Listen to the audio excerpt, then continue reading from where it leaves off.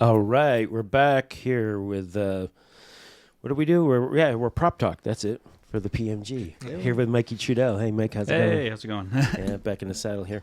I'm living purgatory. I just want to put it out there. My brain's a little mushy because we were talking before we started that I haven't worked in like 8 months, and so I'm like 8 months. It's been that long? Yeah. Well, by the time I go back in May, what it looks like now, it'll be 8 months with the F1 thing that I did in the middle for 10 days. But yeah, other than that, it's like driving my wife nuts. Mm-hmm. Doing shit around the house.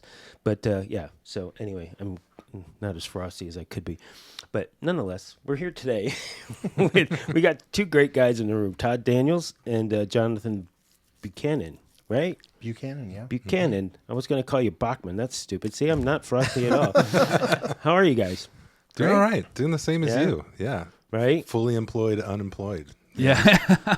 Yeah. Well, I was telling them that I had a dream last night, a work dream, and it was nice to be back to work. Oh, yeah? Yeah, but it's about as close as I got. Even though it was crazy. You know those work dreams where I'm looking at the call sheet, and I'm realizing that, oh, fuck, I didn't look at what the props are today, and then I look for the front of the call sheet and it's not there. Sounds like a and nightmare to me. And they're setting up and everything. I was like, why didn't I look for the props? I don't know. Anyway, but it was still nice to be at work. Does anyone have work dreams where it goes well? No. Okay. Never. I mean that's like the definition of a work dream is a nightmare. Right. Yeah. Right. Releasing stress from the job. Yeah. Right. Good. So I'm going to go right off topic, right from the beginning. I mean, we got a lot to talk about, but I just found out you guys are musicians. Yeah. Yeah. What kind of music do you play? Do you play together first? We of all? play together. We play in a band called Campfire Cassettes. Mhm. It's kind of anti-folk, kind of alt country, kind of rock. I don't know. It's a lot of things. Yeah. Yeah. Wow. We cover the Misfits. We cover Hank Williams. Yeah. So yeah, Hank Williams and the Misfits. Yeah. Wow, that's really a stretch. Yeah.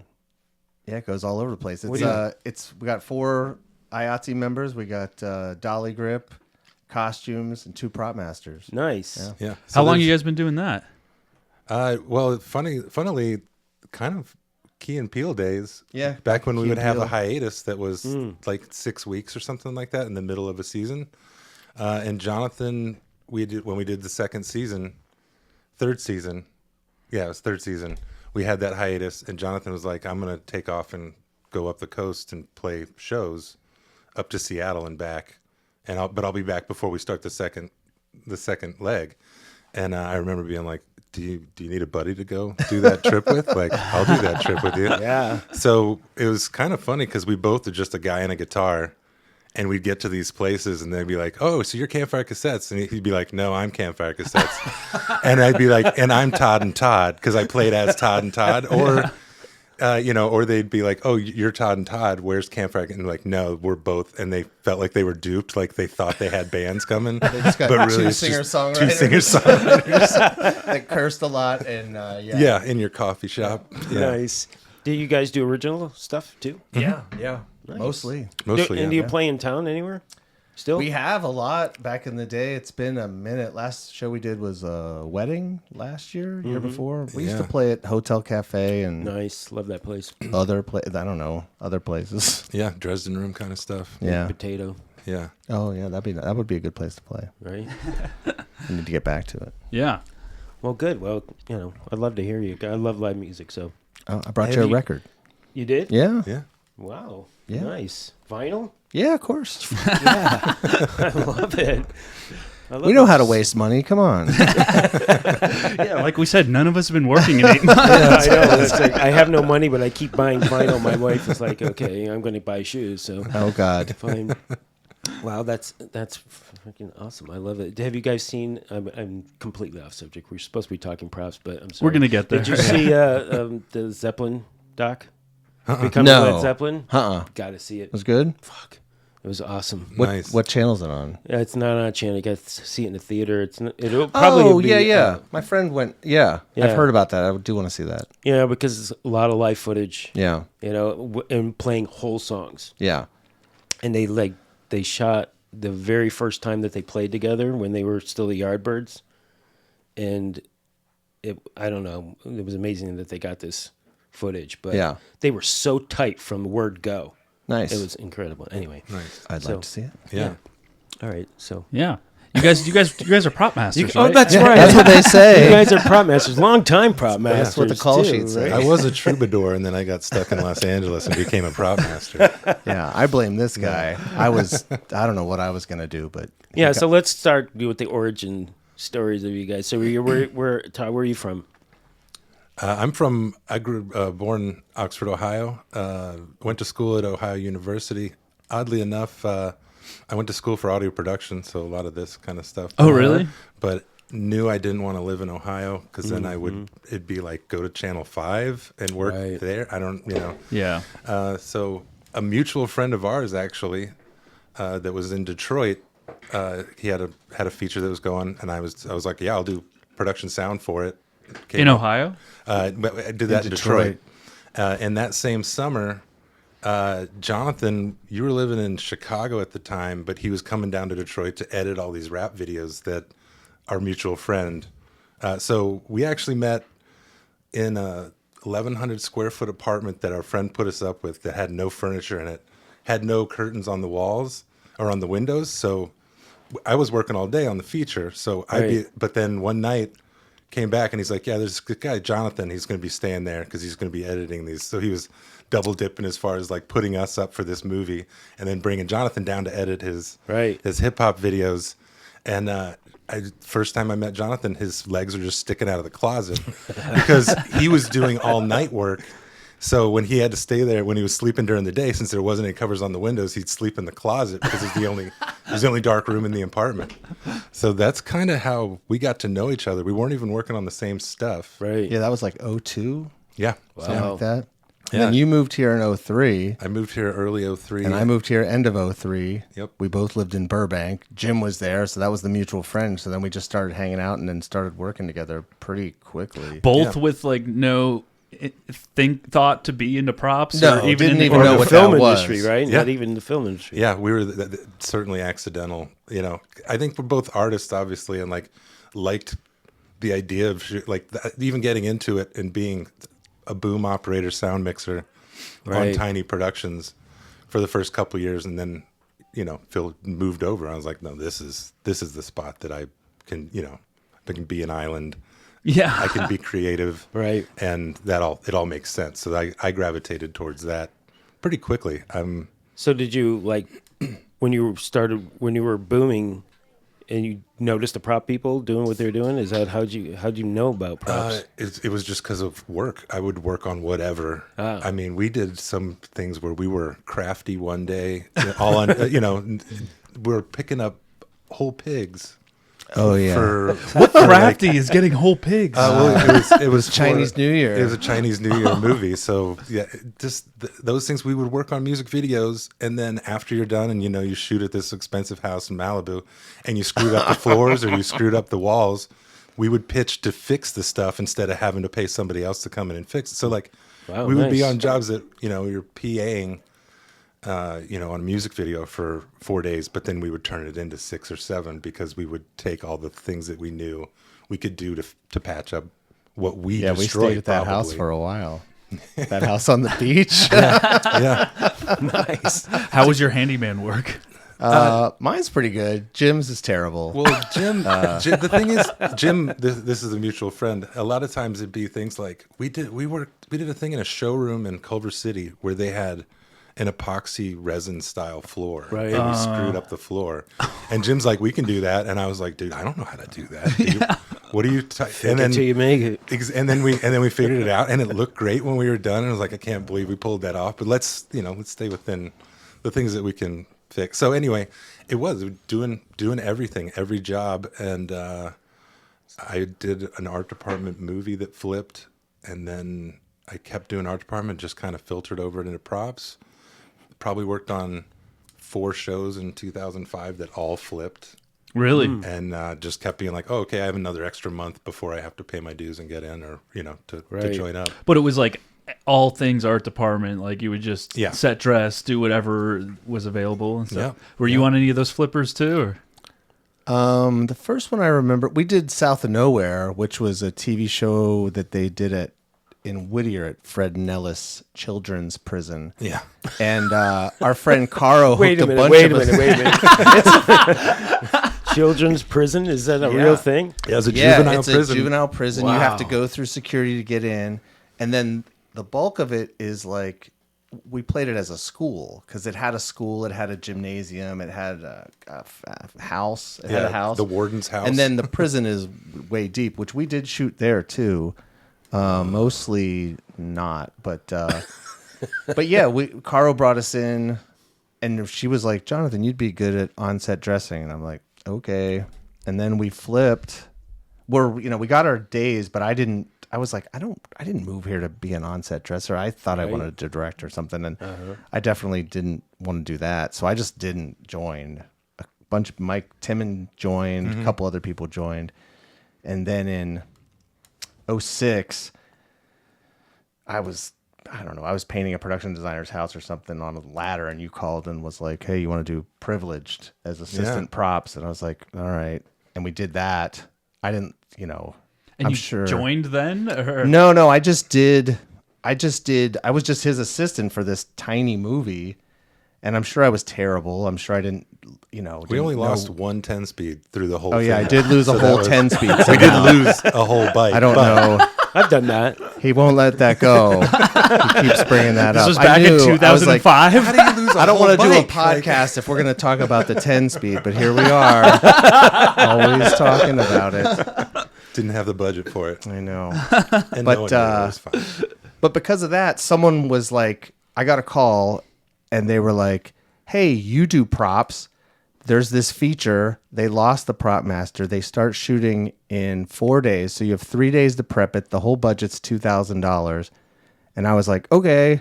And I didn't learn enough from Todd because I was just doing, we were so stretched. So it was I just was like, okay.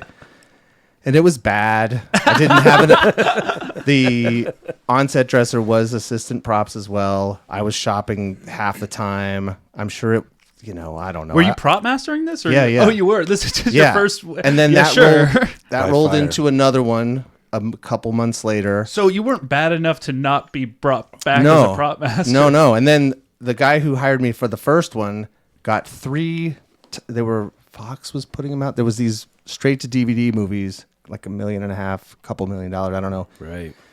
And they were doing back to back the second half of 2007. And he was like, "We'll just, do these." And I was like, okay. And so that got me my days. And that we worked right up until December 23rd. And the strike was happening, right. but we didn't, because it was already written, it was fine. And by the end of the year, I had more money in the bank than I'd ever had. I joined the union. Everyone was freaking out about the strike. And I'm like, hey, drinks are on me. And yeah, 5 features in a year. And then I was a union prop master with one show of training of Well, those 5 shows, I'm sure were. they They were all Trial by spoof? Fire for sure. They were all Right. spoof movies. No, right? those were the horror movies. But what you learn, The spoof yeah. movies were later, and that was brutal. Yeah, I did like four. You've done a spoof lot of movies. those, right? Yeah, there was a company called Silver Nitrate. The 41-year-old virgin who knocked up Sarah Marshall and felt super bad about it. Yeah, I see you got a 2.6. yeah. That's the lowest I've ever seen. During the 2.6. during the pandemic, Judd Apatow posted, "Hey, I finally have time to watch this." Oh, no. Oh, so it was lower that score before that, probably. Yeah, probably. Yeah. It's like, oh god. But yeah, I have brilliant. it on DVD at home if you ever want to watch it. Yeah, I think I might. You didn't do your research before this? That was the one I missed. That was the Yeah. one you missed. I should have watched that first. But that's where, I learned everything for that because we did special effects. Right. A ton of stuff, all kinds of water cannons, jizz cannons. Shiz cannons. Just stuff. It was bonkers. And that was just me and John Calderon. He was working with the punked guys, doing effects. So he came on as assistant props, and we did it all. It Yeah. was insane. Working on a comedy right now, I've kind of like I've kind of found a newfound appreciation for prop masters to work on that, and I think it made me like going into the next MacGuffin season. I was like, we need to give comedy prop masters more credit because it's all about the gag. It's all about the freaking gag and like the new joke that's thought of overnight on your and texted to you on your way to set. That's like, we gotta have this thing built and put together, and can it make it do this? Right. It's like, holy crap, like this is very hard, but when it works out, it looks so freaking good, and it's so impressive. Yeah, and it's very satisfying when you actually pull it off. Yeah. I mean, and again, this is why you guys are here. Your sketch comedy chops are like bar none. I mean, as hard as like a half-hour comedy is, I can only imagine, and that's why I want to talk to you guys about it. It's like you guys are getting stuff thrown at you all the time, right? Day of. Yeah. There is a lot of last minute things, and a lot of things with comedy. Yeah, it's kind of a grasp that writers do sometimes. They'll just go to the prop, physical comedy. Yeah, which is okay because it can be funny, but it's also like, it gets rough sometimes because you're just like, you can make this better. It doesn't have to be a baseball bat. Like we can do something, But and it's fun to be able to bring a little bit to it because it is a little bit last minute, and a lot of times it is last minute, and you get a little bit more input of like, and being, I think, pretty funny guys. I think we had a lot of fun on things like Key and Peele because they were receptive to that. That's all. That makes all the difference. I think the hardest ones I've had were later in seasons with comedians who become a little bit more isolated. Mm-hmm. And a thing with comedians that's unlike any other star, I feel like, is there's going to be an anti-group of your comedy at some point in your career. Right. Yeah. Every single comedian has it where it's like, I don't like that guy. Yeah. Right. And then if you're a little bit isolated, you start looking at your writers for things because you're missing, that firsthand observation. And that's the only time I felt that it was difficult was when the comedian themselves aren't trusting that this is funny because they've been doing it so long, and you get people around you who say, oh, that's hilarious. Like, that's the funniest thing. And like, I don't know if it is, and I don't know if I trust that you think it is. Yeah. So when you have good collaborative things like Key and Peele was, like many of the shows that we've done actually ended up being, it is. You want to bring more to it, and you know that your ideas are going to be heard. Yeah. Even if they're just going to get thrown out. Yeah. Right? It's different than being told, yes, that sounds great, and then you get there and they're like, well, what I really meant was, and it's like, no, just say what you want. Let's do exactly. That, It must be a different thing with comedians too, because a lot of like, if they're comedy comedians, like stand-up, I guess, they're so used to the instant gratification of whether it worked out or not, where it's not like when you're in front of a screen, you just gotta, like, if Village is laughing, I mean, it's they're still protective of their job. Yeah, sure. Like, 100%. You know what I mean? It's like it doesn't feel as genuine. It's like, okay, we have to wait till it goes out to know. All right, which I guess the end goal is like getting people to quote it on the streets, right? And just like that's the big thing. Is well, we were talking. We have a ton of quotes between ourselves that never hit with anybody else on these shows, and we have like a little language of just like, remember that sketch and this thing that happened that day that had nothing. Like didn't even get captured, but you pull kind of the same things like from the experience of making it. Which did you guys like when you started going into props first then? Yeah. I'm assuming. Yeah. Did you still have no interest at that point, or you guys just kind of found it on your own at that point just from hiring each other? Like, did you know you were going to be a prop master? No, when he started prop mastering? No, I just followed him on that show because it was a job. I mean, I would take any, I would set dress, I would do anything, probably still PAing at that point, hanging wallpaper, painting sets, whatever. Yeah. And then, it just worked out. That year just, those were the jobs that were offered. And like I said, by the end of the year, I was in the union. I had some money in the bank, which was more than I'd ever had. So that was cool. And, then it just, those are the jobs. I liked it. Yeah. It was crazy and I wasn't good at it, but it was very stressful, but I liked it enough, to keep going. Yeah. And then you started getting those crazy spoof movies. Yeah, that was with the same production designer as the first movie and the three that we did to get me in the union. I worked with Russell Yeager probably 10 features plus some other stuff, years and years until Key and Peele came up. And that's when I, Yeah, that's kind of funny that cut bait. yeah, our personal story is intertwined in that, and the fact that we did the movie that flipped that you got in the union on, and then didn't work again together until I think it was I did the pilot in the first season of Key and Peele, and then I was on Workaholics as well, and they were doing the thing where they picked it up for 20 episodes instead of just the 10. This is when everything was kind of going down to 10.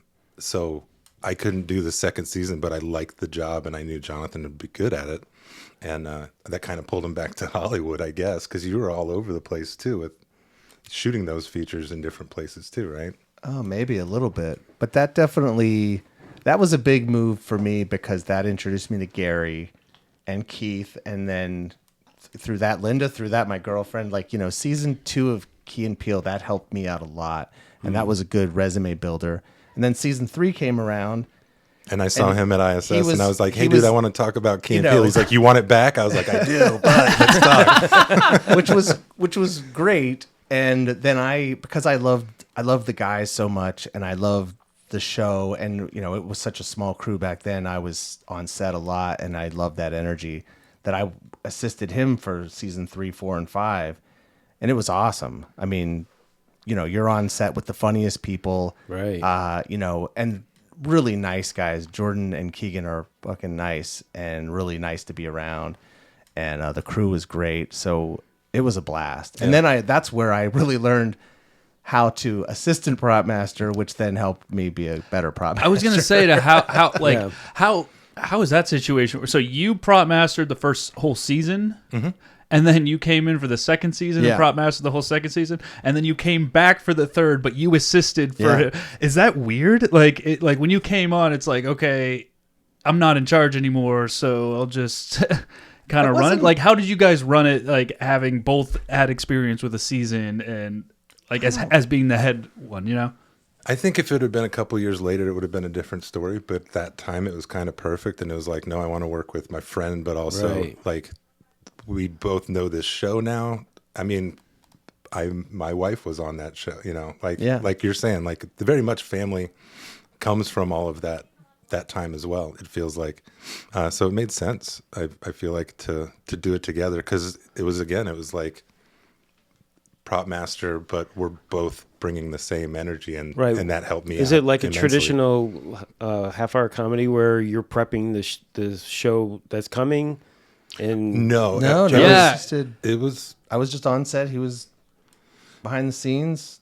Yeah, when we look back at those times, you wonder how you did it, but you did it because one, we had 280 pages of script of 80 sketches. wow, a tome given to us to start. wow, Really? And then as we went through, some things would get cut, maybe 5-6 sketches would get cut, probably because like it involves James Brown or something, and you're like, we can't, The alien we can't one. actually get James Brown, or I could never figure out the alien. That's always one. hilarious when they have a celebrity character that comes in, and then as you're prepping, it keeps changing, and then finally it gets down to like some random dude. Yeah.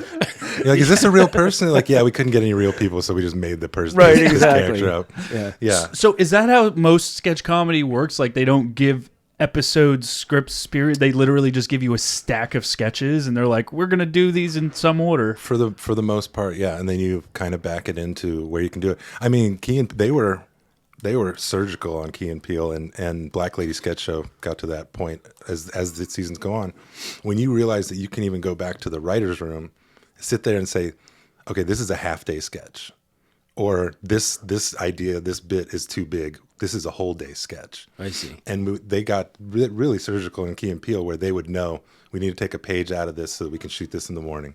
Every day you go. The reason that we could make it look like it was shot like a film, with all the lighting and everything that went in, I feel really proud of all the sketches we did, because there was a lot of production design. Everything was very, very well done, like we were doing a feature film. Right. And we kind of had that. It was a perfect mix, because the guys would have to be in hair and makeup for an hour and a half. Yeah. I see. At in lunch, the morning. Right, so we had to get And done. then if we do one sketch in the morning and another at lunch, after lunch, they have to switch to, the white frat boy for the Right, second right. half of the day. So we get an hour and a half to go do the Nazi thing that we're going to, you know what I mean? Like, and change this whole, so it kind of fit perfectly. Sure. And again, hiatuses, I'll die on this hill that we need to get back to those as Right. opposed to doing 2 units every day.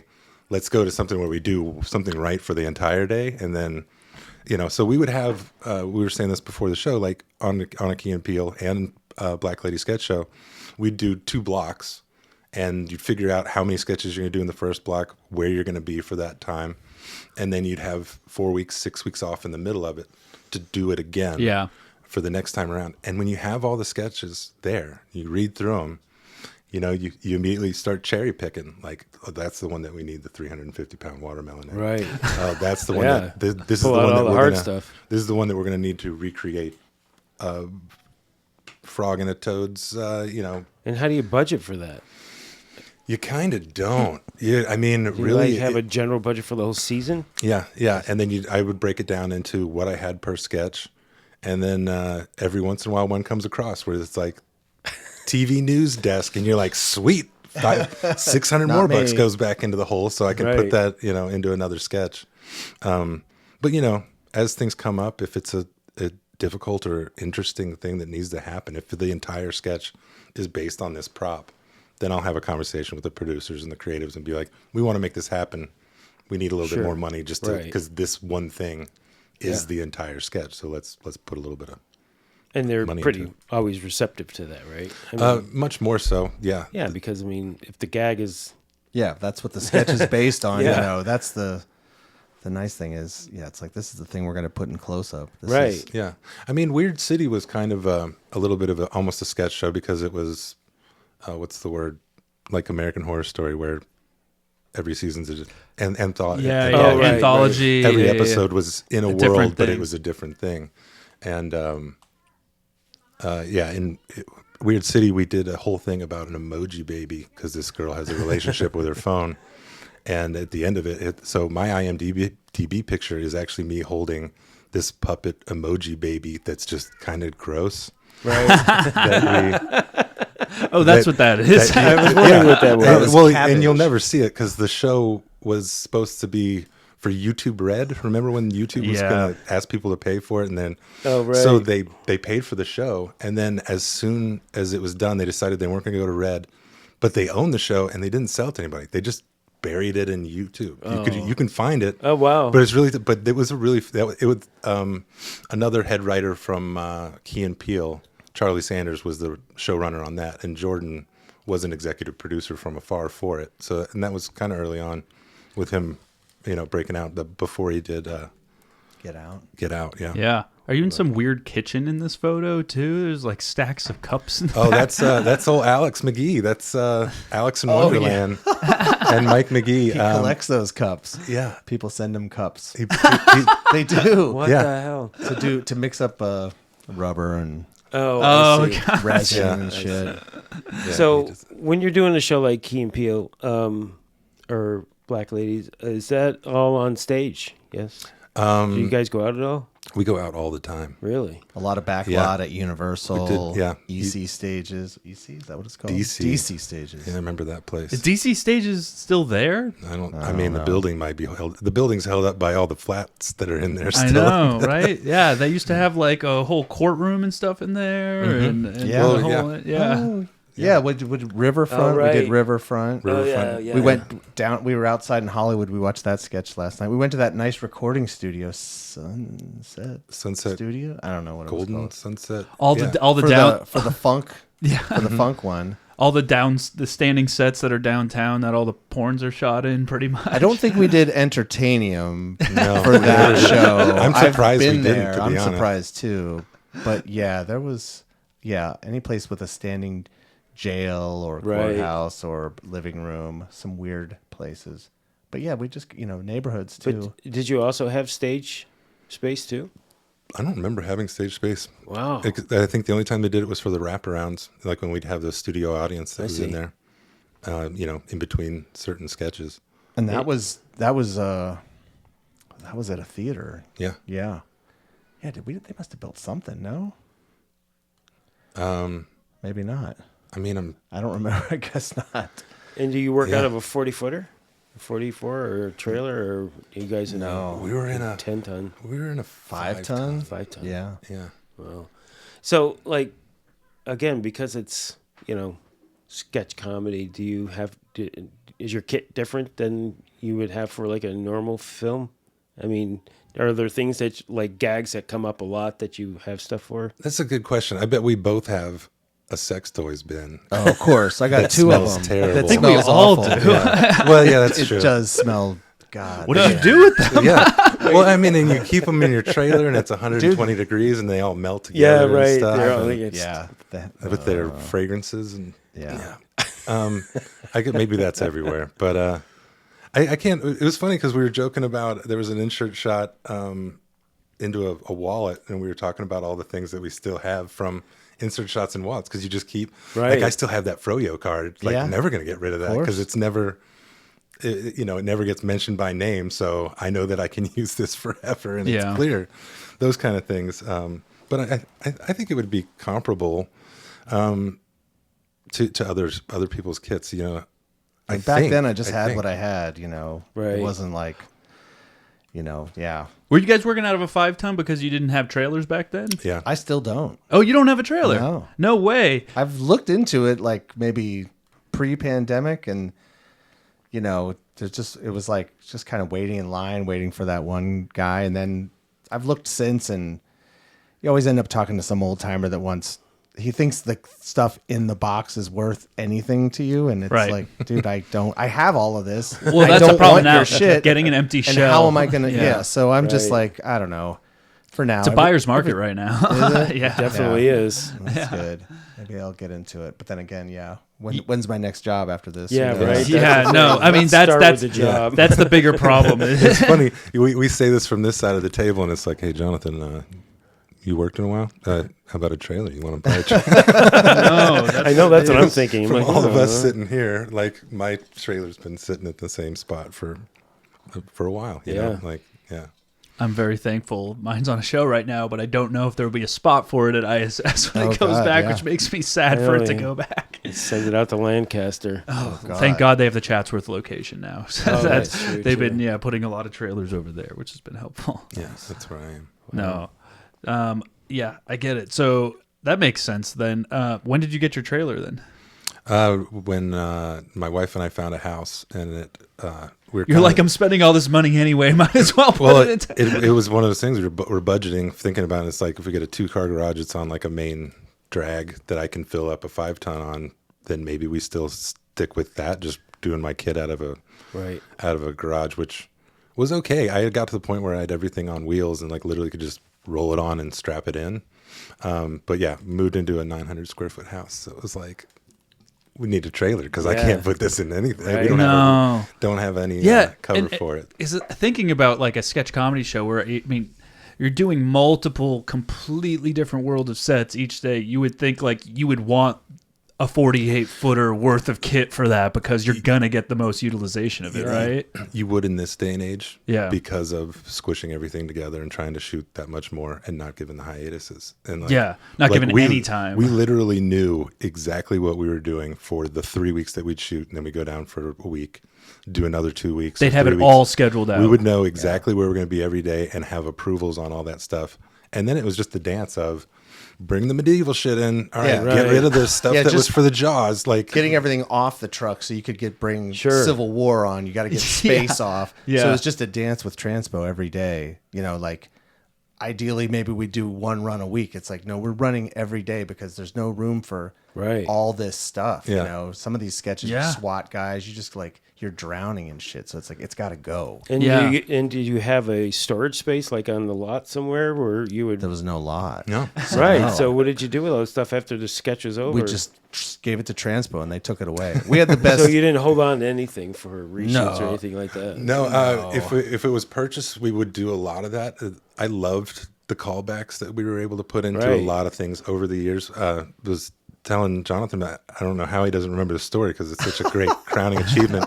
But the substitute teacher in Key and Peele where he can't remember Jaqueline, like doesn't know the kids' names or can't pronounce them correctly, and he breaks the clipboard over his leg, and this is in season 2, Right. And so Jonathan went through that issue of, oh, now he's going to break it. So how do we talking about doing special effects or whatever? It's like, well, Right. somebody needs to score this so he doesn't break his, Right. Yeah. hurt his leg after doing this 15 times. So Jonathan scored a bunch, did it for that season, came back season 3, and it was like, hey, we still have those broken clipboards, right?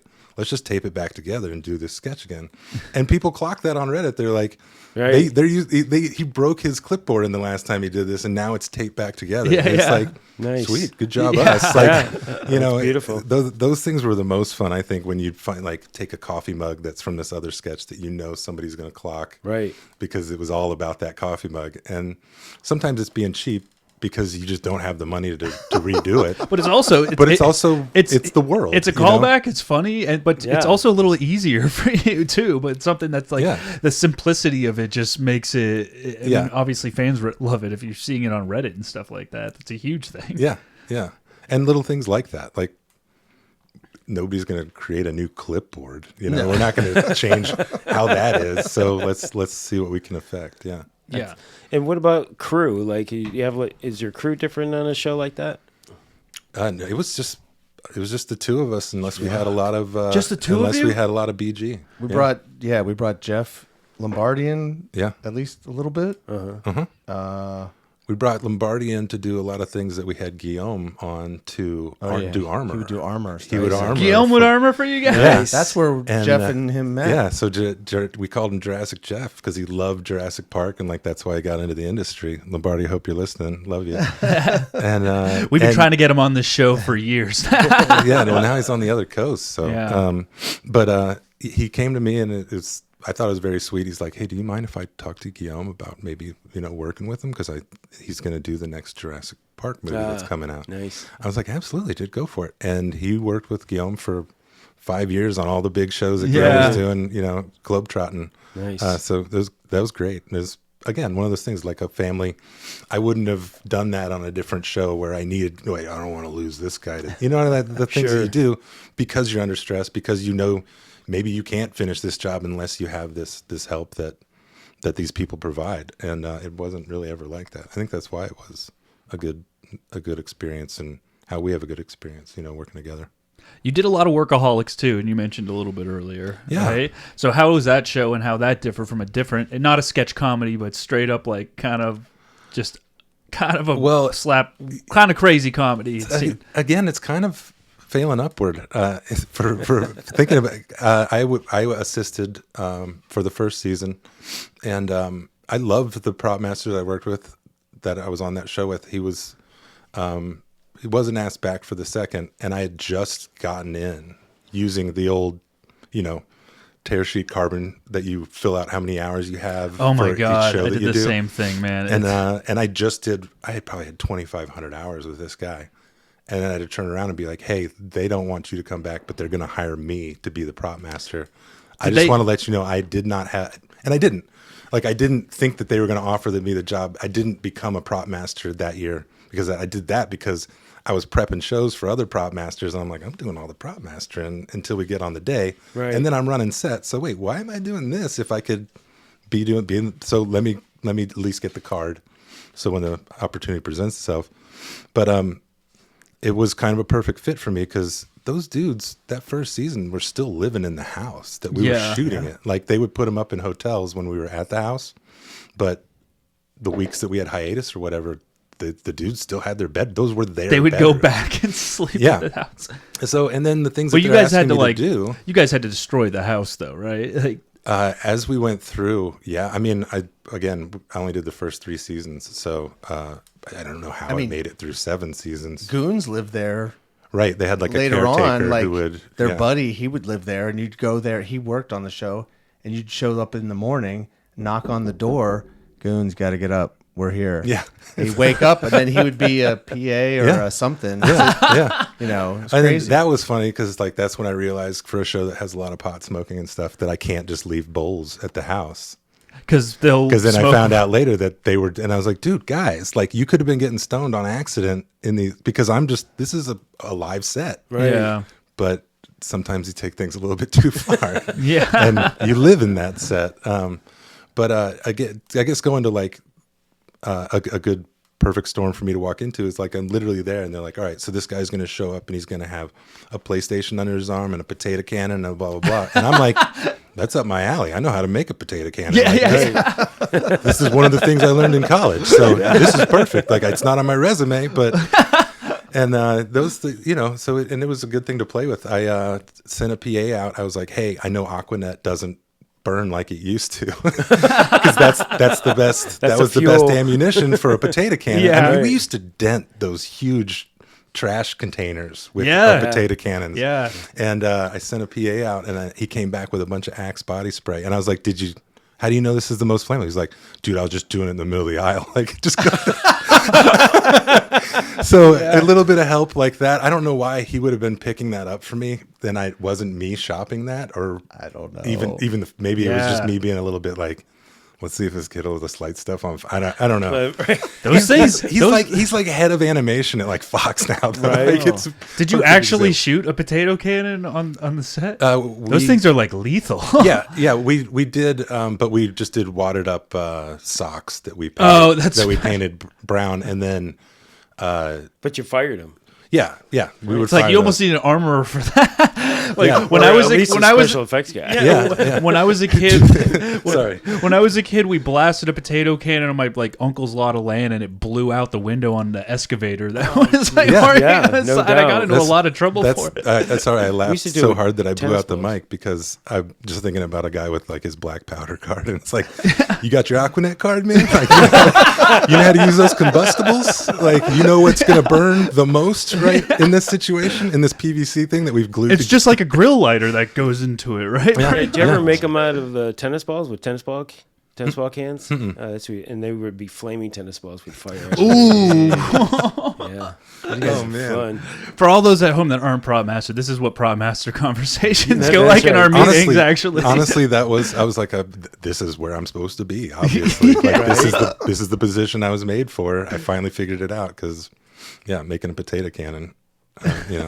Thank you, Ohio University. Yeah. No, those. I loved that show.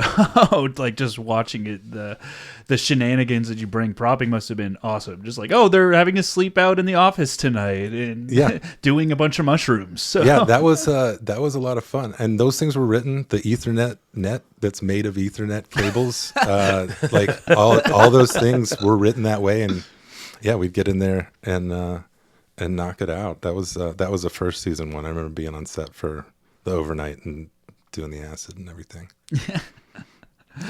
Amazing. Yeah, exactly. Todd, I see you did a bunch of Shark Tanks. Did you not do that?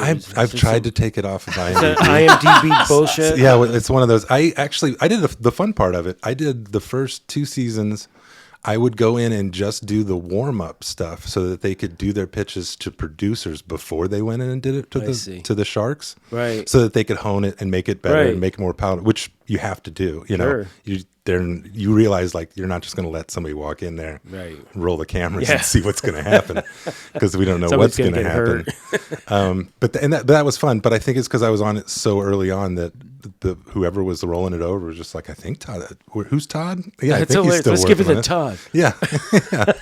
But I know people that have worked on it since that first season, and they love that show. That's a really interesting one to work on. Yeah, I was curious about what the props were like on that. Well, it's just the product that you're dealing with? It's pretty much the product and displaying presenting it, presenting it. So it was a lot of just kind of dressing those things up. But when we would shoot, I was there for a few of the live shoot days, and we would all just be huddled around the monitor watching it like the rest of people when it's that intriguing to watch. So and didn't Johnny Vergara do that show? Yeah, he still is. Yeah. He gets excited about that every time. Yeah, he does. You think he even left early because it pays really good. It's a nice solid job and he really enjoys it. Nice. Do you guys, I mean, both of you guys seem to jump around. You guys have done movies and stuff too, and TV and more episodes. Do you have a favorite type of medium you like to do? Is sketch comedy it, or is do you I like single cam comedy? Yeah, That's my you, favorite. You did Keenan, which is Yeah. multicam. No, that's single right? cam. That is single cam. Single cam, It yeah. is. Yeah. They shot it at Universal. Yep. Man, I wish that would have stuck around. First season was hard. Second season, man, it was just dialed in. We had some new producers that were just chill, and the cast is awesome. And then I don't know. Well, but that was when all the next networks were just cutting all their shows. I know they cut Mr. Mayor. Yeah, that's the Come one on, I that's was a on. crime. Yeah. That show's amazing. Yeah. Jeez. Yep. So that over Martha and Snoop's potluck party Oh challenge. man, that was fun. What? Tell us about that. Oh, wait a minute. Where'd you shoot that? Radford. Yeah. Yeah, it was You were great. in my. They were. I heard some stories about that show. Go ahead. Oh, tell it me. was great. It was, I lot got of the dope job in that. through Joe Dallo and John Calderon, guys I've known for forever, and yeah, it was a talk show. It was like Right. a fun talk show. The whole thing was just, hey, we're gonna get together, we're gonna really drink. Snoop's, of course, gonna be high as a kite, Right. and we had like Matthew McConaughey and some other big guests show up, and they would have these games, and they created all these games. So we did all the work for that stuff. Built a lot of weird shit. A lot of that stuff got cut. Snoop didn't want it to be so. He wanted it to be more just hanging out. But it was fun because we would just be chaos all day. All these mini producers trying to get their segments ready and all this stress, and then it would be time to roll. And then it was just whatever, what happens, and they would just be, it was fun. It was great. Was there like a do that studio again. audience for this? Yeah. there Yeah, was. They brought in an audience. Yeah. Every night, I think, like I said, we would have just a crazy chaotic day. And then at night they would bring an audience in and do 1 or 2 episodes. And I mean, Martha, they would just get fucked up. Yeah. Well, I was Martha doing. Stewart would too. Yeah. Yeah. I was doing Brooklyn Nine-Nine when you guys were doing that. Yeah. And when we were down, you guys were shooting in my office that was off of the stage, 12, I think. I can't remember. Anyway, that was Snoop's gold room. Oh, wow. And Yeah. when we came back, it smelled like Green dope room. for like 3 Yeah. months. Seriously. Yeah. That's where I got Denise from, possibly Oh, from right. you. Yeah. Carolico? I think I did a day or something. I met Denise and Ciarcia. CRC, So I that's it. drug her around she was on that and a couple other things. She did Keenan with me. She's Nice. great. Yeah. Had you done a show like that? Because that's multicam, kind of studio audience type of weird. I hadn't really done. That was pretty new. I mean, most things I do, like there's, it's not like, okay, we're prepping, now we're done, cameras roll. I mean, I've done like, yeah, that was pretty new. It was Yeah. weird. Like I said, it was pretty strange, but it was so chaotic that my whole job was just to try, like, because they were just coming up with shit on the fly. The producers Yeah. were like freaking out.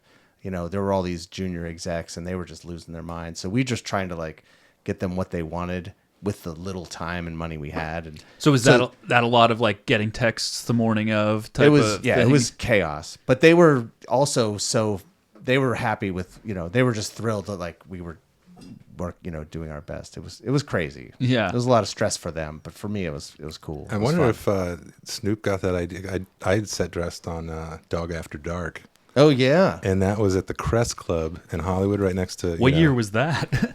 God, 2000. I mean, Limp Bizkit was on it. Wow. So 2008, maybe 2009. I hear he's making a comeback, right? It's an actor. Yeah.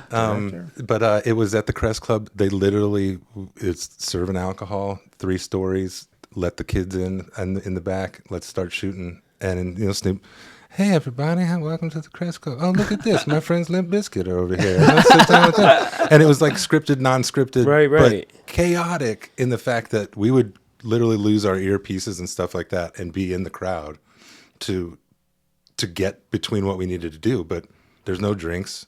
That's getting served by a bar. Like, Yeah. it was a pretty bizarre And show. But I don't know if Snoop got this idea, like, let's just do it. Let's just, Yeah, he just Let's wanted just it to be drink. Let's chill. just do this, And that's what they wanted, and it worked. It's fun. Well, It's and they crazy. were. I mean, so I assume that Snoop like had a level of intoxication, just like as a normal state of being, right? Yeah, his entourage passes, and you get a contact. Right. Yeah. He's Snoop.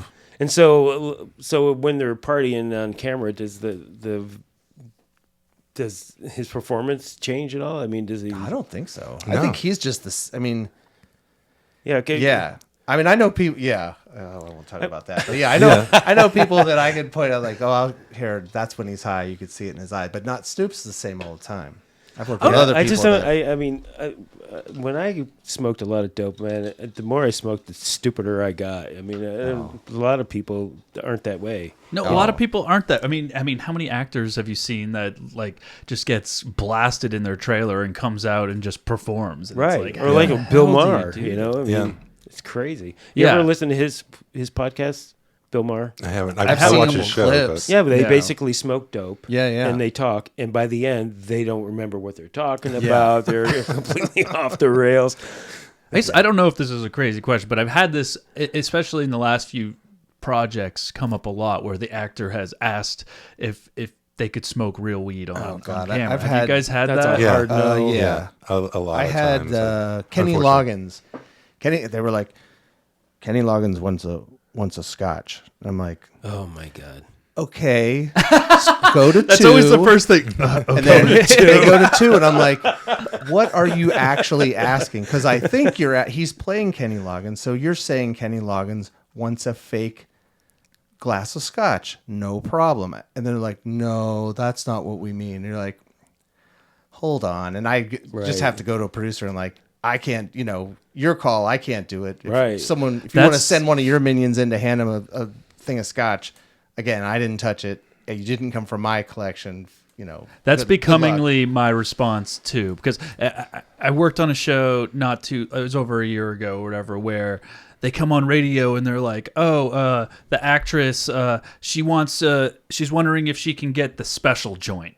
And I was like, Wow. So, and my response was like, okay, you don't want honey rose, we'll give you the ISS Right. no Right. THC weed. Sure, here's the special joint. And she smokes that. She goes, no, the other special joint. I was like, well, I don't have any other special joints. Certainly not on the radio. Yeah, and no, my team's not going to touch it. No, and that was the response. They're like, "Oh, she wants to smoke the real." I was like, whatever real weed that she has is not coming from me. I was like, Yeah. I'm still gonna hand her this joint on the day. Yeah. And it was like, whatever she's smoking in her trailer or whatever. It's like I don't know about it. I don't know anything about that. Yeah. So and the same thing with alcohol. It's like Yeah. I am not. It's like prop masters are being held responsible for things these days. Yeah. So I'm getting- Everybody's being held responsible. Parents of kids that are shooting up schools, they come back. Right. Bartenders, people that are drunk. I could Yeah. 100% seeing producers roll on a prop master and be like, You know it. they gave him the drink, Right. Yeah, or it's like goes into the other thing. It's like we're in a confined space,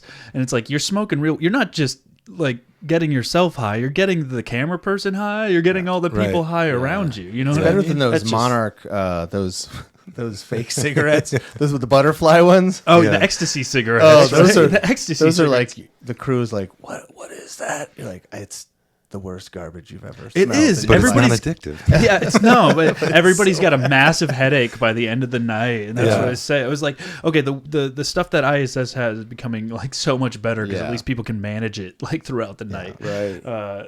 So just quit writing in cigarettes, please. Yeah, Come on. Yeah. No, we Most found some have. stuff that's made from green tea that wasn't bad. Oh, they sell it on Amazon now. Yeah. So they have lemon flavored. Yeah, there's some good Interesting. stuff out there because when we did Winning Time, poor Adrian Brody, he had to smoke a lot. And like halfway through the season, he was just dying. And he was like, do you have anything else you could give me to smoke? And we found some other stuff, but back in the day, that honey rose, that's always been the worst. Yeah. It's terrible. That's awful. It's terrible. So I wanted to talk a little bit about Miracle Workers also. Oh man, Yeah. that was a great one. Yeah, Miracle. What season did you do? Because that's kind of anthology based Yeah. too, Yeah. where each season is a completely different era, Yeah. completely different story. I did the last season. It was season 4, and it was Mad Max, Oh, post-apocalyptic, and then he also had a lot of like, we would spoof Dune or other sci-fi stuff. There was like a Terminator element, an episode to it, so there was a lot of that, and it was awesome. It's the thing. I was so busy last year, I was freaking out, but I should have submitted that for for a MacGuffin because we made some cool shit. I mean, really cool weapons and all kinds of rad stuff. The whole show looked awesome. Everything was, either fabricated or altered or, aged. Yeah. Me and the paint department were just, best buds. It's like this is it was great. It was an awesome show. Yeah, I think you guys were shooting right on the other side of the fence from us when we were doing we horror were. stories in North right. Hollywood. Yeah, I think Julie was over there at that point in time too. Yeah, we were right by the porno store. Yeah, right behind the porno shop. And then, yeah, we could see the top of your set Thunderdome. The Thunderdome. Yeah. It was. I mean, it was terrible. I told the line producer she was trying to kill me. And she laughed, and I kept asking for help, and they wouldn't give it to me. And then I turned in a 90-hour time card. That'll do it. That got her attention. Yep. And did she accept the time card?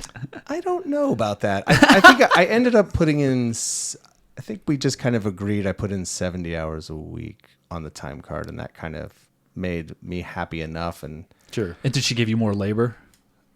Yeah. I think I got a shopper or something because I was like. The show was, like I said, every single thing. There was nothing in my kit. There was nothing you could rent. It was like this, every single thing is fabricated or altered. What was your crew? Yeah. I mean, it was me. It was me and Denise Ciarcia, and Jill was with her on set. And then I had Tom Spence. He was in-house fabricator. We had our own little... crazy like little prop shop. Yeah. I mean, Tom, I don't know if you know him, but he's a wizard. He's a genius. He can make anything. And he was busy the entire show building stuff every day. It was crazy. He can do rubbers. He can do anything. Right. Where did he work off of your truck, or did he work off of his garage? We had a nice space. It was maybe 400, 500 square feet. Oh, cool. And it was, and he's brought his tools in and set up. Just for you guys. Yeah. And that's rad. It was awesome. I mean, I couldn't have done it without him because we would have never had the money or the time to fabricate outside. Right. And just to have the constant note, I could see him doing it and give notes. If I was waiting for a prototype and then be like, oh, I didn't mean this. We need to change this. It'd have been screwed. But it looked really great. Yeah, it's cheaper in the long run. That ends up being cheaper than outsourcing so much too. So it's so much more. I'm trying to convince. Did you convince them fairly early to? Did you sell them on that fairly early? They knew it was like there's no how are we going to do this otherwise. It was because every single thing, like I said, it wasn't something you could just pull off the shelves at ISS. It was going to be, and then we could have the directors come down, the producers come down, check it out, and they were quickly impressed, of what he could pull off, and it was great. So like a 5-day schedule per episode. Yeah. Oh God, I don't know. Maybe 4.5. I don't know. I feel like I'm always doing 4.5, right? The trauma just don't remember. Yeah, exactly. I had no idea. I know it wasn't enough. It was gnarly. Yeah. But man, it was great. And Daniel is the best. He's the nicest guy, the best guy to work with. Daniel Radcliff? Yeah, he's so awesome. How about Steve Buscemi? He was nice. I feel like he was in a funk.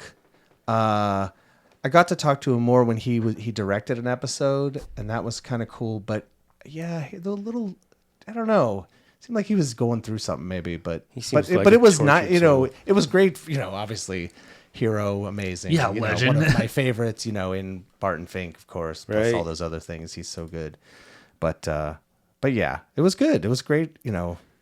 Other than all the trauma, it was a great experience. Fighting for a shopper, I feel like, is one of the biggest hurdles and something that's becoming so much more increasingly necessary in our department. I'm going through it on the job right now, which is, it's a tier movie, so it's nearly impossible to get a shopper. Yeah. I mean, I am not getting one for the rest of it, but it's just me plus 2, and they're like adding things as we're going. Like I'm still getting the text the morning of, and it's like, can we do this and this and this? It's just like, okay, well, I do need to be on set because we are understaffed, so I need to be there. Right. So to get this stuff, like to fit into my schedule. Meanwhile, Costumes is messaging us being like, oh, could you get a double of these glasses for tomorrow? It's like, yeah, somebody's got to go get it. yeah, it's like, hey, UPM, can you add like 3 hours before call for me to do all these run things and stuff? Like, it's either that or, Right. you know, we just could have saved a lot of money by just having a buyer on. To be able Well, to see, do that's this. the thing, and that's what has to happen is that, you know, when you get pressed like that, you just do it, and you're working after work and you're working before work and you're not getting paid. You just have to say, sorry, I have to put in for these hours. I worked, 3 hours after we wrapped because I had to get this thing for tomorrow that a shopper would have been able to do while I was working. Yeah. Or I had to come in early, and so you're going to have to pay for it. And Yeah. somewhere along the line, they get the message that, oh, it is cheaper just to Right. get another person. Yeah. It is. And like accounting is blowing out my email because I'm 4 weeks late on the freaking cash Dude, app. we could Right, we could exactly. do an entire episode on how I'm an accounting expert now, and like, Right. I did not get into this to know how No. to do that stuff. No. Yeah. And we do more and more of it every show. But Yeah, thanks for anyway, teaching me your job. Appreciate it. Yeah, exactly. Well, Well, because now they have the accountants are doing 4 or 5 shows at a time. Yeah. You don't have one accountant anymore doing a show. Right. They don't even know who you are. Yeah, and then Yeah. some accountants want the POs to be like so specific, and I was like, I don't care. Like, I just want my prop. That's Well, speaking of, you not remembering what you shot last year as far as what the schedule was for, I think those are things, all the producers out there listening, like, those are the ones I remember was when they did that well. When we're talking about Key and Peele, Black Lady Sketch Show, doing the right spacing between things. Workaholics, we never shot on Monday. We shot, that's awesome. We shot the half-hour episode from Tuesday to Friday. That whole episode would be shot from Tuesday to Friday. Yeah. We're not coming back next Tuesday to shoot this scene that's over here, or a week from tomorrow and do 103, this part. Like, nope. It happens in those 4 days. And it was amazing how efficient we were. Yeah. You literally do your meetings on Monday. You do your recap from last week to know what you're doing this week, and you talk about the episode you're going to do next week. Yeah. Then I have all week to get that stuff together, get Nice. approvals. You come in on Monday. This is what we have for what we're going to Yeah. do the next 4 Right. days. Let's talk about what we're doing next week that we need to prep again. Yeah. And you could do an entire season that way with minimal hiatuses, Right. because you could get so much done on that Monday. And yeah, I just don't understand where we've gotten, not to get on a soapbox, but we are at a certain point now where every show thinks that running 2 units is working for them. Right. And I can't imagine being in the editing bay and looking at things that we're doing on those days and finding that it's better for the pieces that you're wanting to put together. Yeah. To make this, Well, and I think that's it, is that they're sacrificing quality for Yeah. that, for Yeah. expedience. Mm-hmm. And it's like, oh, that's sad. You Yeah. know? Well, and they would get in our own ruts. There was this spur, the huge run to get content out there.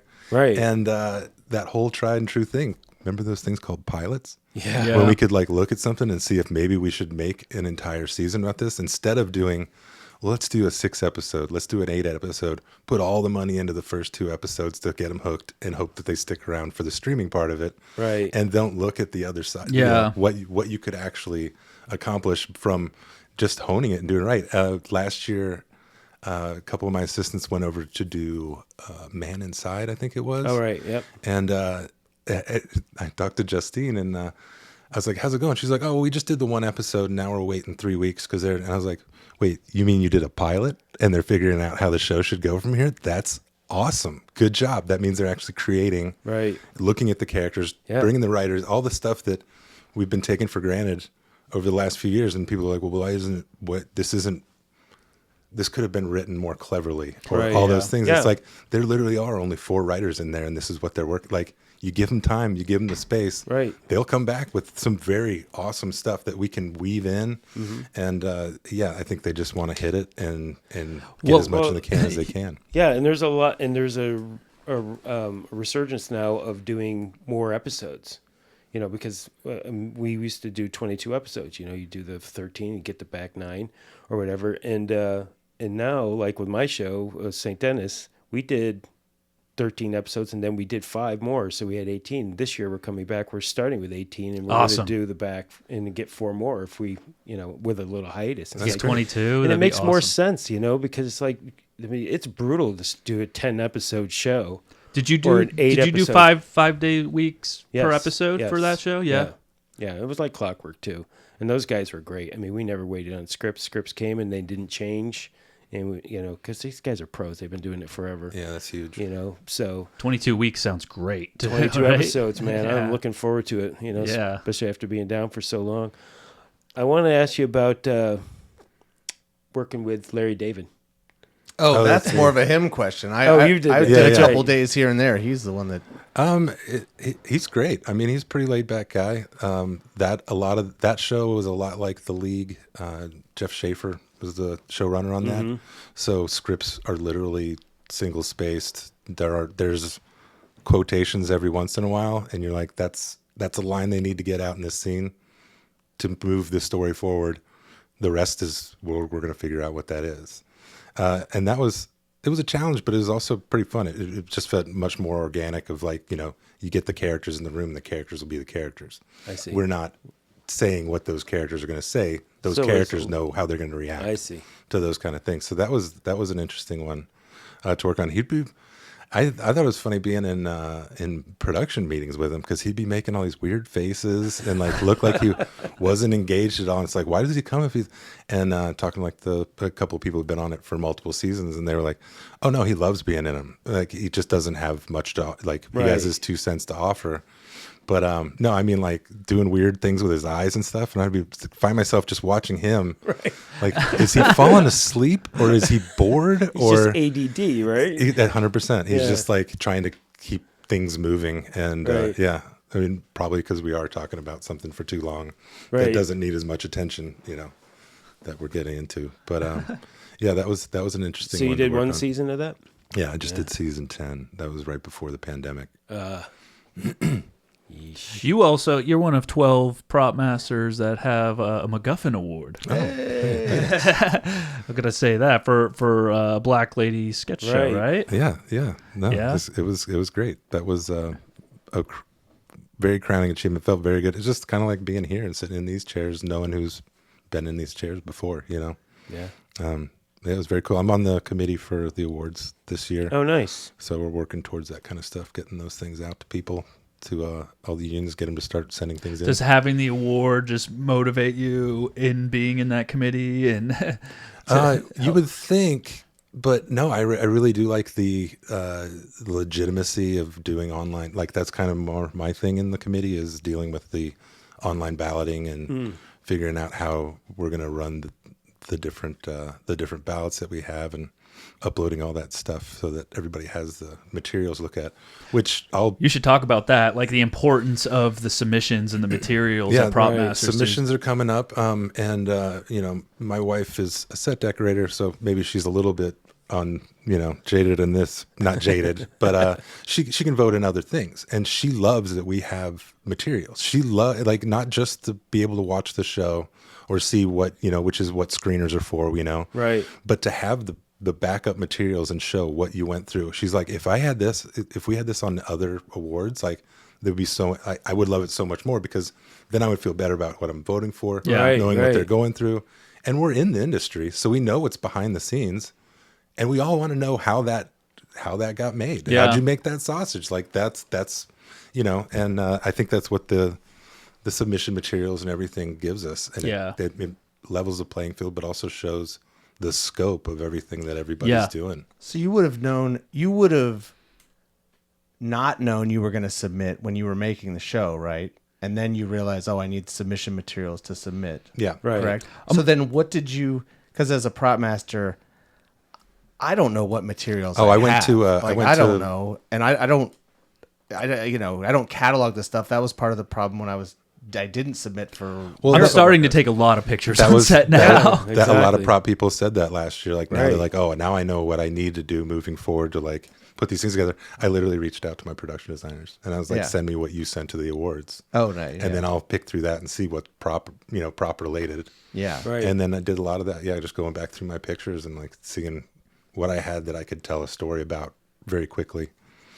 This year, just for everybody who's listening, we are going to cut down how many pages you can submit. Right. Because we were getting like 60 pages. I was gonna say the show that I'm doing we're- right now, I could go on and on and on. Right. It's Yeah. so much material for it. Yeah.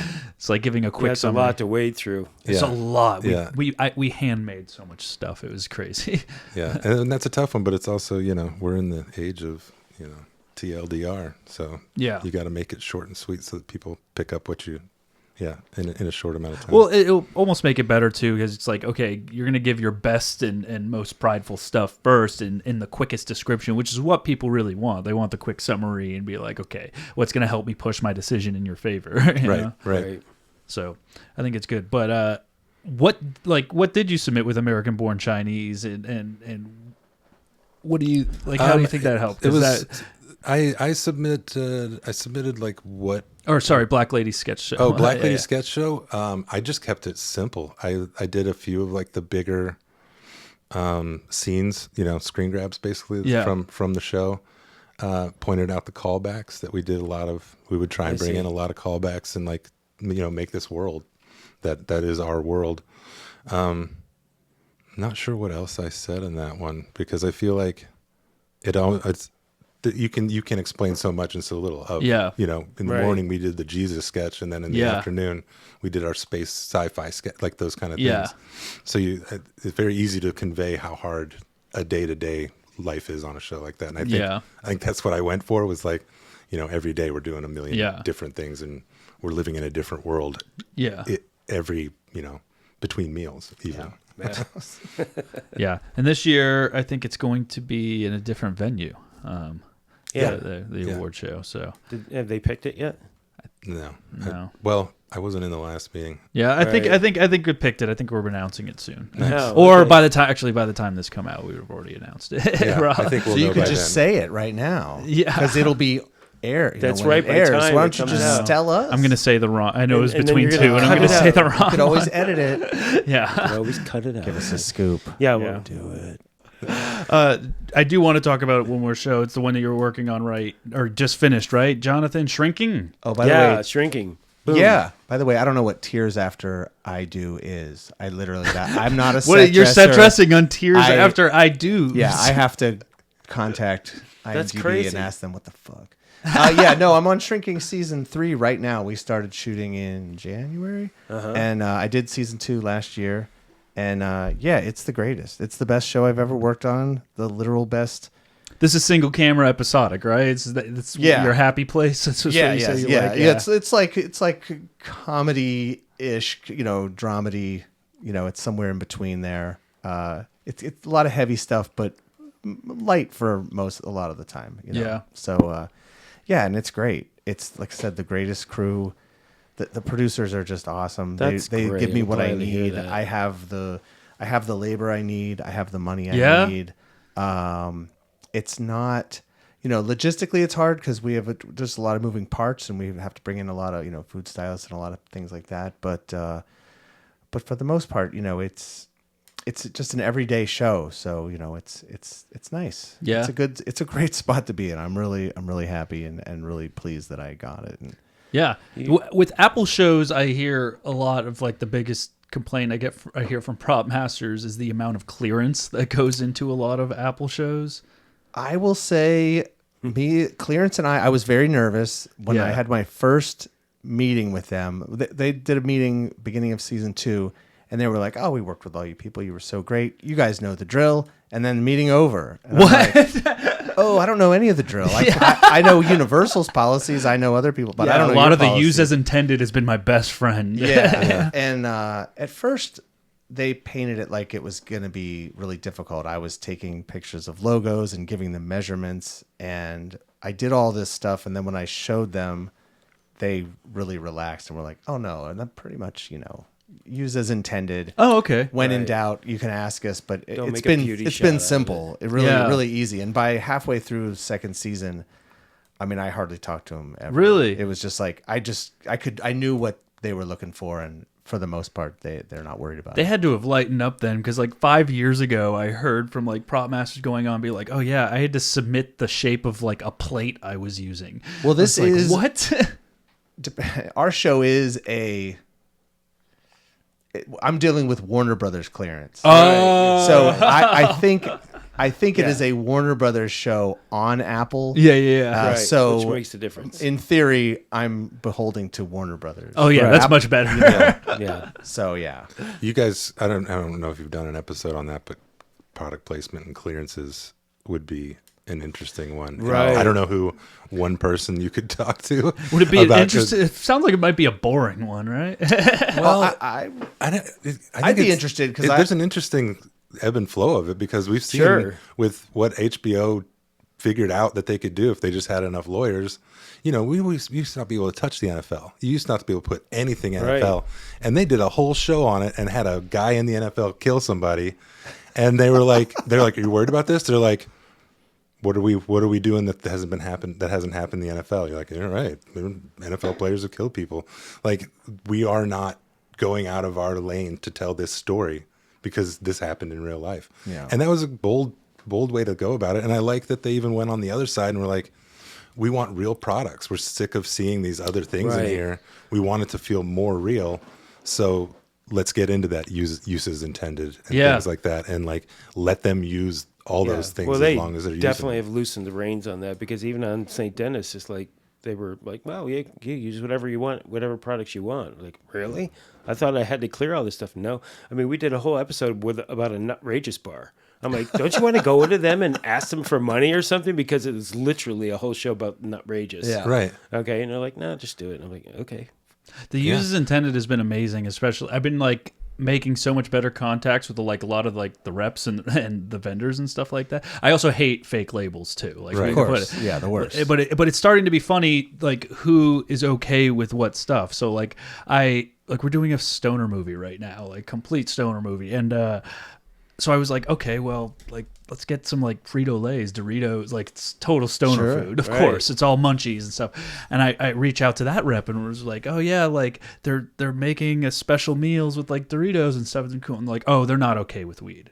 It's like Really? they're not okay That's with their weed. bread and butter. They're Yeah. not okay with weed. That's what I said. I was like, well, how are they not going to do Yeah, it? I They're certainly like, didn't buy golden sriracha flavored Doritos because I thought it was a good idea at the time. Like, that's what I mean. And It ate the was whole just- bag. So it's blown away to say that, but then like, oh, like the beer and stuff like that, like you hit up Anheuser-Busch and it's like, hey, we're doing the SEMA beer. Okay, I'll get 16 cases coming. It's like, do you want to know what the story is? Like, I don't care. I trust you. You're good. It's like, great. So it's like you're starting to realize which companies really are just okay, which is great because Anheuser-Busch, like, I guess no free ads, but they rep half the beers that's possible. So if you can get Right. okay with them, it's like you get the gambit of options. You know what I mean? Right. yeah.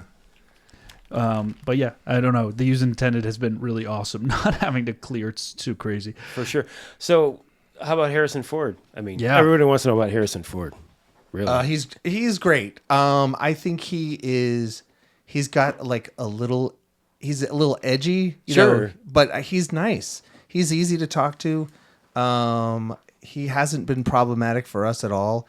I don't interact with the actors very often because it's just not my thing and I don't need to. Like, Sure. Johnny does all that shit. Right. But Because- last season, there was a call on the walkie, you know, and of course when you hear your name on walkie as Yeah. prop master, you're kind of like, Jesus, what is it? You And know, they're like, hey, there's can a you come in problem. here? Harrison wants to ask you something. And I'm like, oh, what? Fuck. And I'm walking into set and I'm like, can you just give me a warning, anything? And Right, they're like, just something. come in here. I'm like, Oh, that's the worst. man, what is it? And they were doing a scene where he was writing something in a notebook, but his character has Parkinson's, so I wrote it. You know, because the question is always, is he writing it? Am I writing it? Is he going to write the end of it? Yeah. And of Right. course, because it's Harrison, nobody has an answer because it's really up to him, and he's Sure. not around to answer that question. Yeah. So we'll find out on the day. Yeah, So he's I write flying it. his helicopter in. Yeah, right so now. I write it into the notebook a bunch of times, and you know I have to get that all cleared, and I have to figure out a way that how do I write as though I have Parkinson's. So I mean that was weird. Sure. But I finally got it approved, and he comes in and he's like, I was gonna, I know you wrote it over here, but I was gonna maybe write it this way. Is that okay? And I'm like, Wow.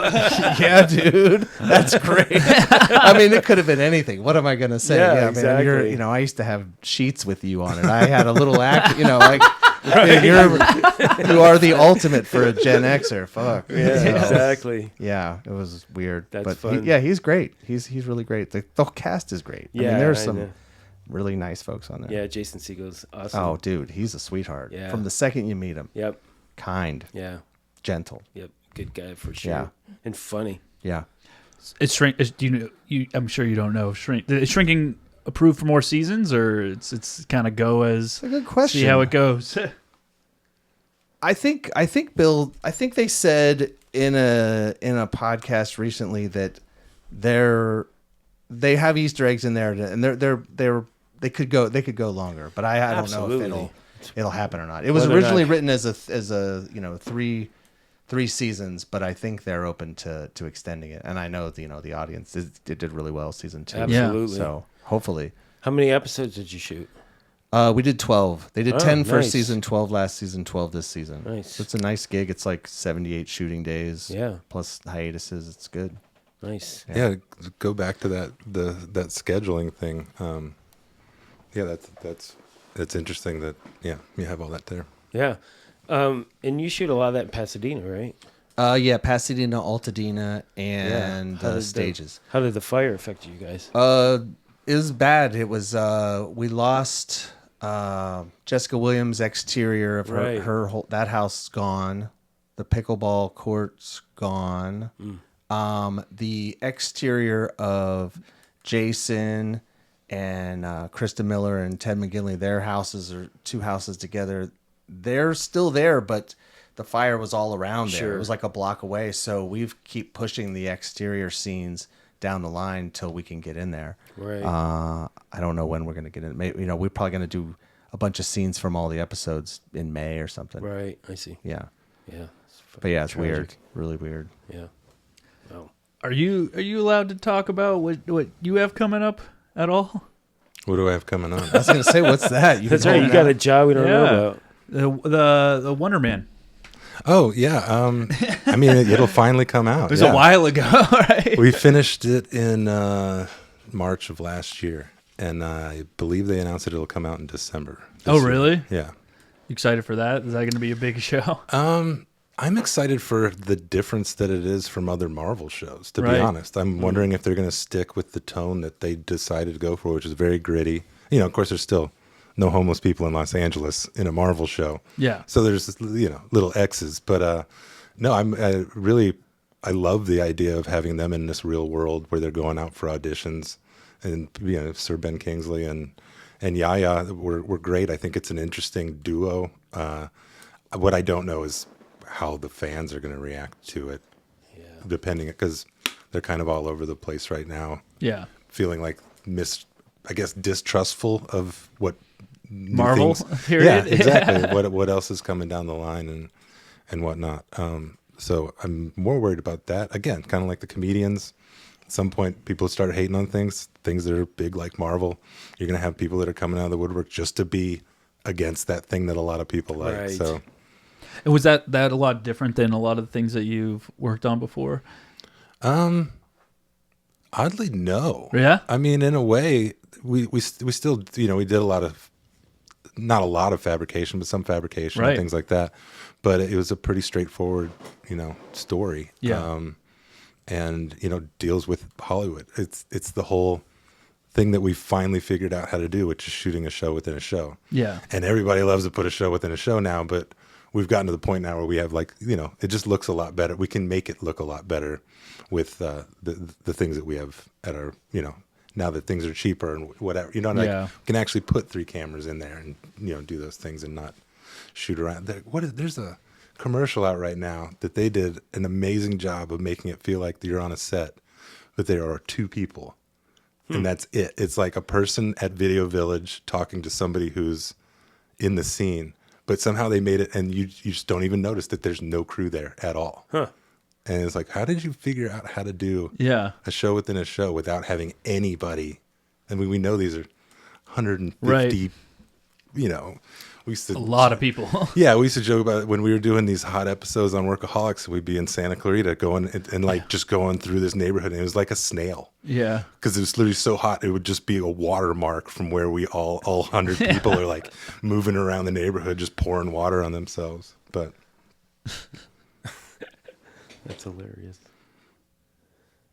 What else we got? I don't know. I want to ask we the missing anything? yeah. Let's ask your let, question. let me throw one out there. We were talking about clearances and things like Yeah. that. One of the funny things on Curb Your Enthusiasm was we wanted to do a scene where Larry's walking down the street and he just kicks over 6 of the bird scooters. Oh, right.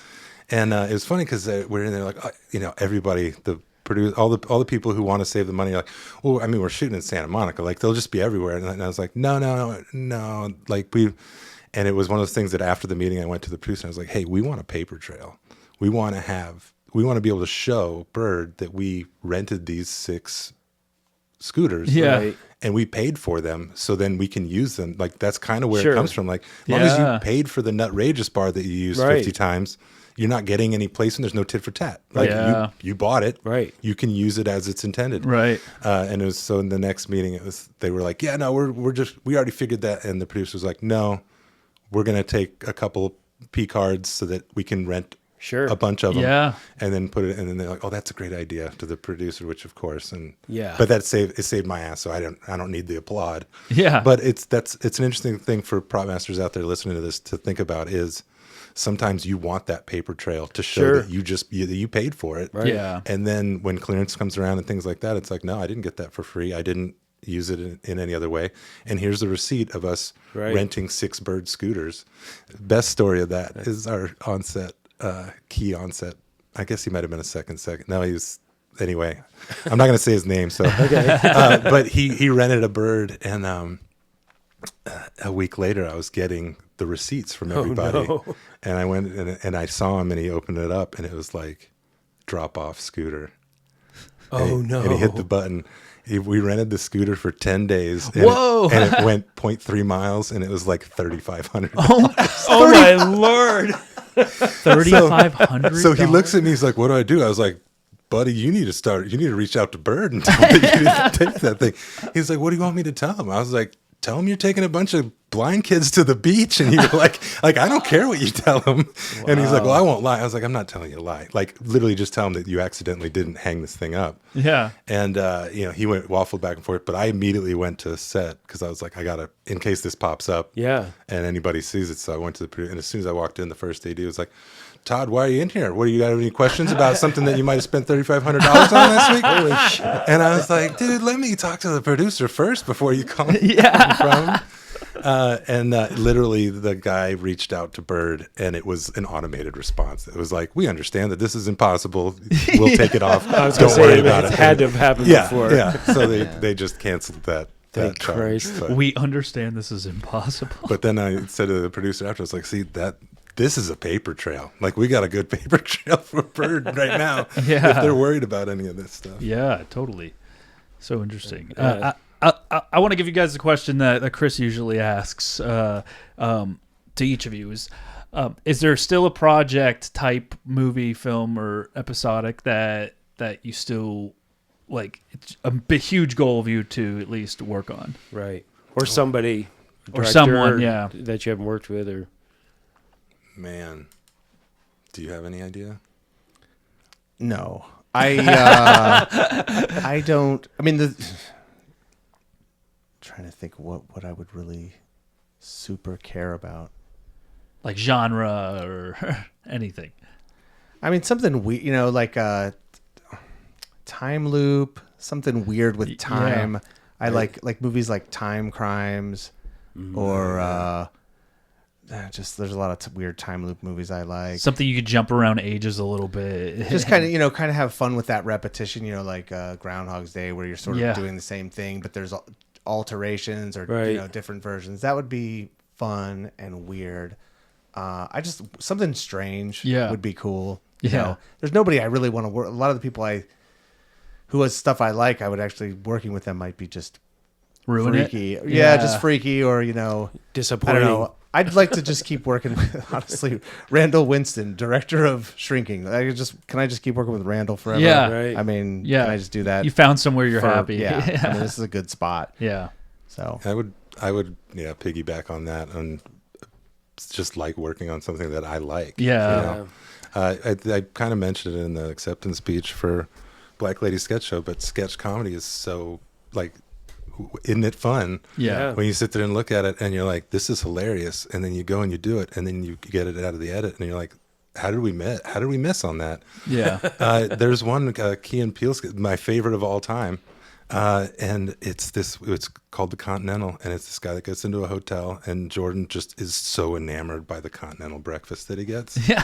And he confuses that it doesn't mean that he's like, oh, maybe these are from Brussels, maybe this banana, like he thinks that it has to do with the the different countries. And I didn't get it when I read this, read the sketch. And I didn't actually go on that Tech Scout, but my wife was on that show, and she came home that night, and we were talking, and she's like, I get the Continental now. Like, Jordan started walking around and doing these things with, like, what he's talking, like, this is a tiny little plum. And, and she was like, I get it now. And I was like, okay, good. I still don't understand it, but we'll see. And then we got there on the day, and we did it. And I think it's hilarious. And it's so weird and bizarre and silly that we did 5 minutes, a 5-minute sketch on this guy that's just super enamored with the Continental. And another good thing that was with Key and Peele always, and I think Black Lady picked up on it, was the button on sketches is very, like, the button could be the entire sketch if it's a good enough joke. Yeah. And the button on that one was that he was in The Shining. He'd always been there. He was just like Jack. And we end the sketch with a zoom in on like July 4th holiday, the black and white photo. And you're like, what the hell was that? I don't know. And I would say that those kind of things are what I would love to do in the future. Just really irreverent, odd, and specific. Yeah, I think we've gotten to a point where you can't make everybody in the room laugh for every little thing. So let's go over on that weird side. Yeah, you should go on to SNL. Have you watched that show recently? No, I haven't. Some of their sketches are like, what the hell? Where did they come up with this stuff? Yeah, I think those. I mean, those kind of things. I don't know if Nathan Fielding is a good example, because I feel like that might be one of those that you work with. I just did the rehearsal last season, and it was something else. Like, I can appreciate that. I don't want to ruin that. Did you do season 1 or 2? I just did season 2. Man, I can't wait. Season 1 was season insane. Season 2 is big. What is it? The big thing with that is like, oh, they recreated a bar and did the thing. They go that times probably 20 on this season. I can't wait. They blow it out, and it's weirdly relevant. I can't say too much more about the actual thing. It is. I'm glad you asked that question. It is interesting to think about that, because I think we all have a little bit of FOMO if it's just a show that we didn't do. Like, you worked with Insane Clown Posse, and you had David. David Yao was there. David Yao, singer for Jesus Lizard. And those things to me are like, what an interesting day up in Lancaster, right? I was there 8 days. I talked to him every day. See, like those. Very cool. I'm like that. You want to ask me that question again? I want to work with David Yao and Insane Clown Posse up in the desert. But while you're there, Yao works on a lot of movies here in town. Well, no, I mean, like, it wasn't a good experience probably while you're up there for 16-hour days, and it's pretty weird, but I think that's it. Thank you guys for joining us. Yeah, of course. Thank you. Appreciate it. Absolutely. No, this is great. No, it was awesome.